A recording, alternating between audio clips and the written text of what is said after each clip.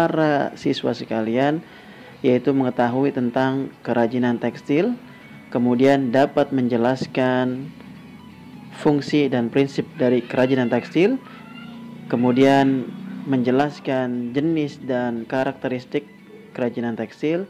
Yang terakhir adalah dapat menjelaskan proses produksi kerajinan tekstil.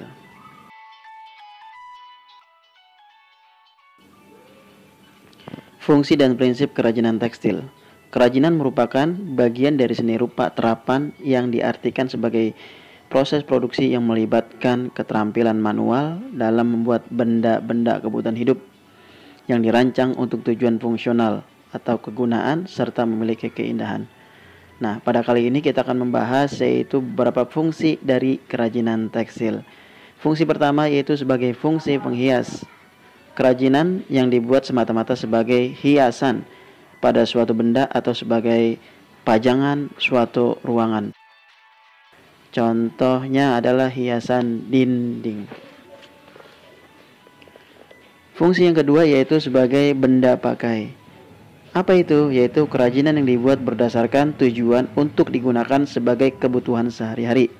Contohnya adalah busana, tas, dan aksesoris. Kemudian fungsi yang ketiga adalah sebagai kelengkapan ritual. Kerajinan yang mengandung simbol-simbol tertentu dan berfungsi sebagai benda magis berkaitan dengan kepercayaan dan spiritual. Contohnya adalah ulos. Kain tenun tersebut yang dikenakan saat upacara pernikahan, pemakaman, dan pesta adat lainnya. Fungsi berikutnya adalah sebagai fungsi simbolik. Kerajinan tekstil tradisional selain sebagai hiasan juga berfungsi melambangkan hal tertentu yang berhubungkan nilai spiritual. Contohnya adalah tapestri, tenun, dan batik yang dibuat dengan motif simbolik. Prinsip kerajinan fungsi hias dan pakai. Yang pertama yaitu keunikan bahan kerajinan. Kita ketahui Indonesia adalah negara yang luas, memiliki sumber daya alam yang melimpah, menghasilkan kerajinan sesuai kekhasan daerahnya. Oleh karenanya, keunikan tersendiri bagi Indonesia banyak menghasilkan bahan kerajinan. Contohnya misalnya laut, sumber daya alam ini menghasilkan berupa bebatuan, cangkang kerang, sisik ikan, tulang ikan, dan tumbuhan laut. Sedangkan darat memiliki kain alam diantaranya kayu, logam, bebatuan, tanah liat, tumbuhan, serat, dan masih banyak lagi. Itulah keunikan tersendiri. Yang kedua adalah keterampilan. Dengan keterampilan tangan secara manual, dari dahulu hingga sekarang dapat menghasilkan produk kerajinan. Penggunaan dan perkembangan teknologi digunakan untuk membantu bekerja secara efisien, efektif, dan lebih cepat. Berikutnya adalah unsur estetika. Unsur estetika itu adalah unsur keindahan untuk meningkatkan kualitas dan nilai ekonomisnya. Nah, nilai estetika dapat kita lihat dari bentuk, warna, dan komposisinya. Prinsip terakhir adalah yaitu unsur hiasan atau ornamen. Adalah unsur dekorasi yang dibuat dengan berbagai cara, diantaranya dilukis dan dicetak. Ada dua jenis cara penerapan unsur hiasan pada produk kerajinan, yaitu hiasan pada permukaan produk, yaitu hiasan yang dibuat setelah produk kerajinan selesai dibuat. Yang berikutnya yaitu hiasan terstruktur, yaitu pembuatan hiasan dibentuk sejak awal kerajinan dibuat hingga menyatu dengan produk itu sendiri. Sekarang kita akan bahas terkait dengan dua macam teknik dalam pembuatan kerajinan tekstil. Dua teknik itu adalah yaitu struktur teknik atau struktur teknik, yang kemudian yang kedua adalah dekoratif teknik. Kalau struktur teknik adalah susunan dari garis, bentuk, warna, dan tekstur dari suatu kerajinan tekstil yang dibentuk dari bahan yang dijalin sesuai dengan teknik pembuatannya. Misalnya tas yang dibuat dari teknik rajut.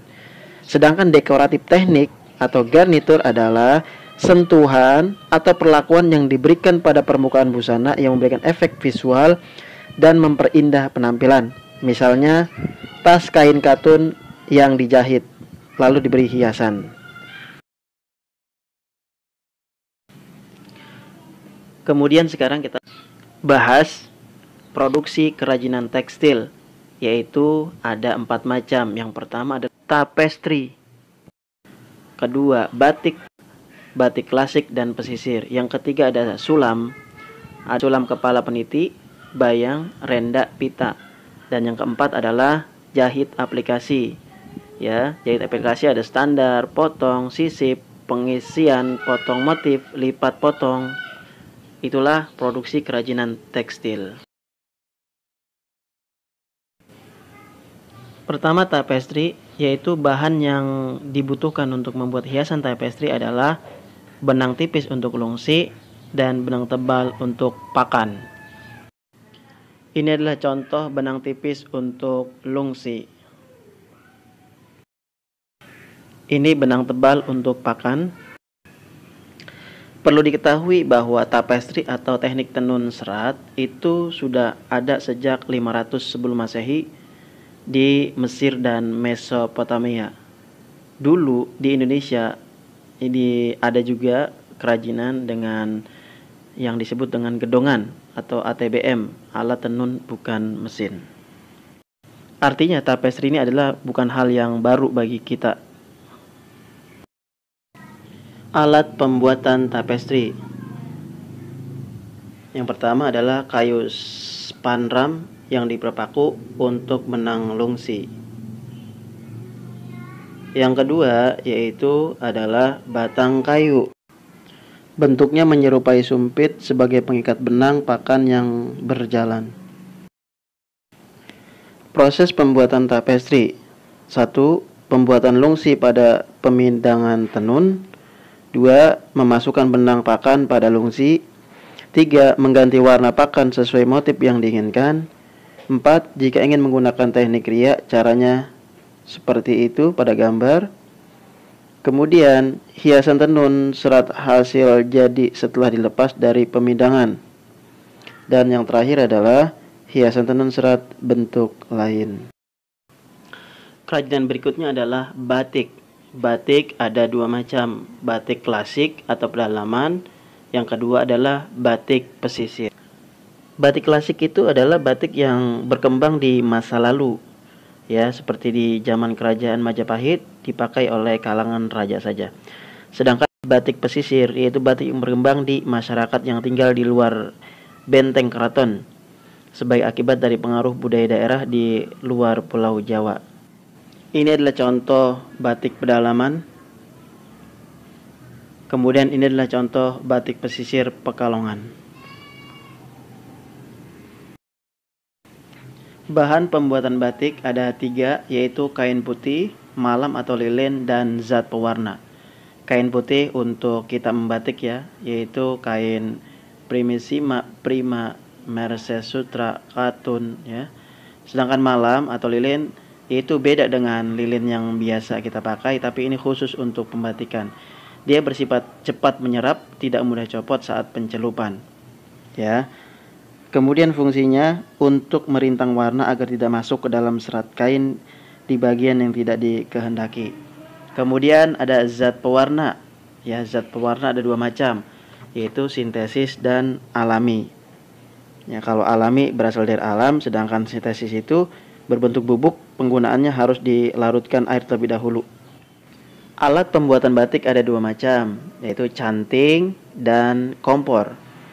Canting fungsinya untuk memindahkan atau mengambil cairan, sedangkan kompor fungsinya untuk memanaskan lilin.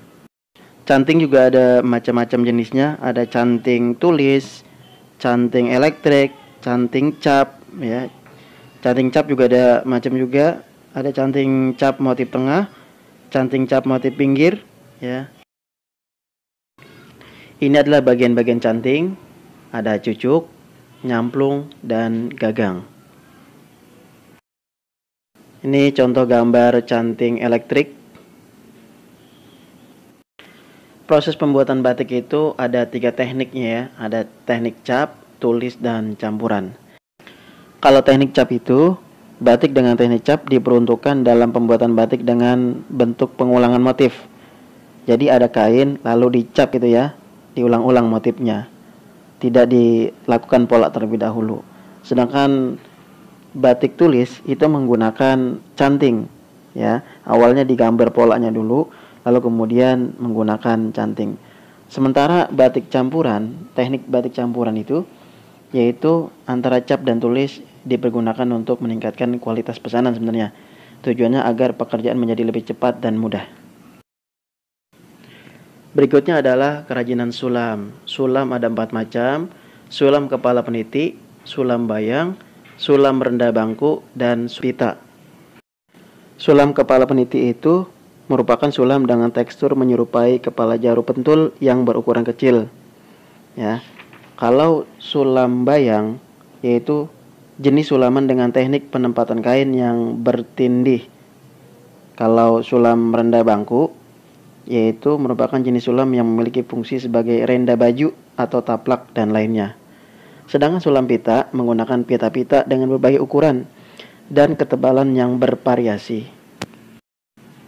Hasil akhir sulam yaitu ada 3: sulam datar, sulam terawang atau kerawang, dan sulam timbul. Kalau sulam datar, hasil sulaman rata dengan permukaan kain. Sedangkan sulam kerawang, hasil sulaman berlubang-lubang seperti menerawang. Sedangkan sulam timbul, hasil sulaman berbentuk tekstur di permukaan kain sesuai motif yang dibuat. Berikutnya adalah jahit aplikasi.